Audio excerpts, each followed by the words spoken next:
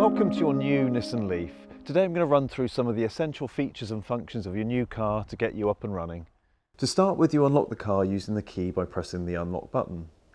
You will also notice there is a lock button. Alternatively, the car can be unlocked using these buttons on the door handles if you've got the key in your pocket or in your handbag, for example. Proximity key function also works on the boot by just trying to open the boot as normal, but with the key still on you. The bottom button on the key is used to open the charge flap at the front of the car. To charge the car, you simply insert the charging lead into the smaller of the two sockets. To remove the charging lead, you will either need to press the button on the key again to disengage the charging pin that locks the cable in place, or you press the button inside the car.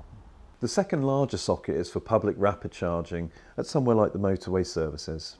All our cars are supplied as standard with a 3-pin charging lead you can use to charge your car from any normal domestic main socket. This cable you will find in the boot of the car when it is delivered to you. While we're in the boot of the car, it's worth mentioning that the roadside tyre repair kit can be found in this little cubby hole on the left-hand side. Now let's move into the car. Once seated, you can adjust your driver's seat by using the levers at the side. The one at the back adjusts the tilt, and the one in front you pump to adjust the seat's height. There is a bar under the front of the seat for moving it forwards and backwards. The steering wheel can also be adjusted by releasing the clasp under the steering column. Once you are comfortable, you can set your wing mirrors using these switches. The Leaf has what's called a proximity key, so it only needs to be present in the car for you to turn it on. To start the car, you need to apply the foot brake and then press the start button in the centre console just below the media centre. You can tell the car is started and ready to go as there is a green car symbol displayed on the dash. The car is now started, but it remains in park with the parking brake applied. To put the car in gear, apply the foot brake and move the gear selector either forwards into reverse or backwards into drive. The lights by the gear selector will illuminate to show whether you are in drive or reverse. Either a P for park, R for reverse, or a D or B will be displayed on the dash screen to show what gear you are in. If you move the gear selector back one, the D will illuminate just here and you'll see a D displayed on the dashboard.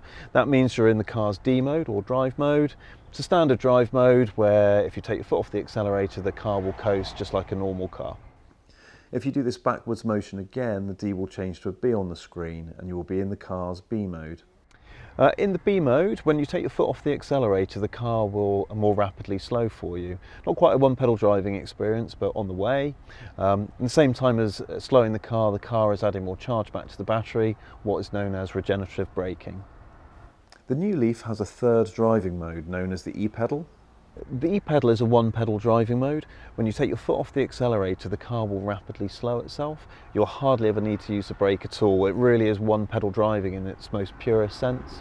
Once the car is in gear, you can then release the traditional parking brake and be on your way. If you have an Ascenter or N-connector model, you will have a foot handbrake, which you will find in the top left of the footwell. You release it by pressing it until you hear a click, and then you lift off.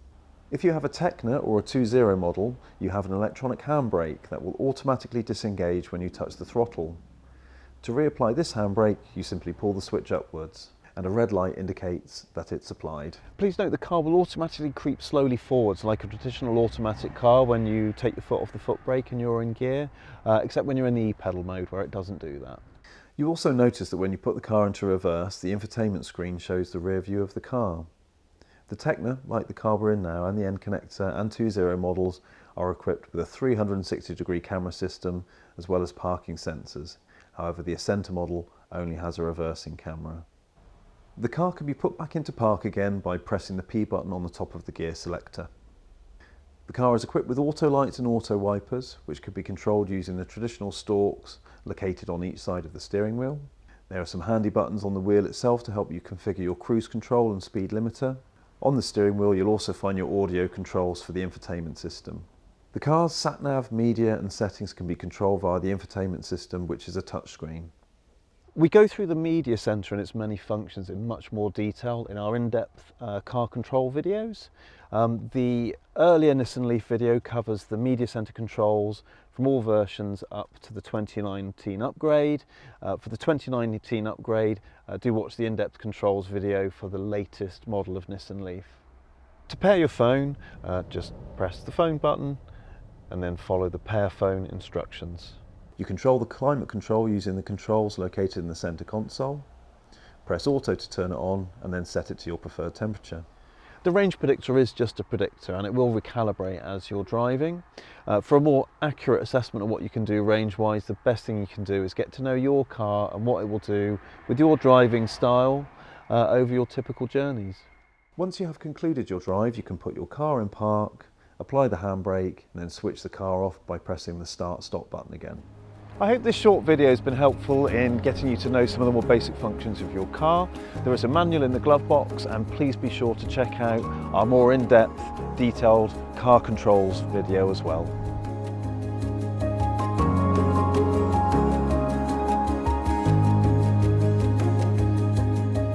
If you've got any other questions, please be sure to give us a call or drop us an email. We're always on hand and happy to help.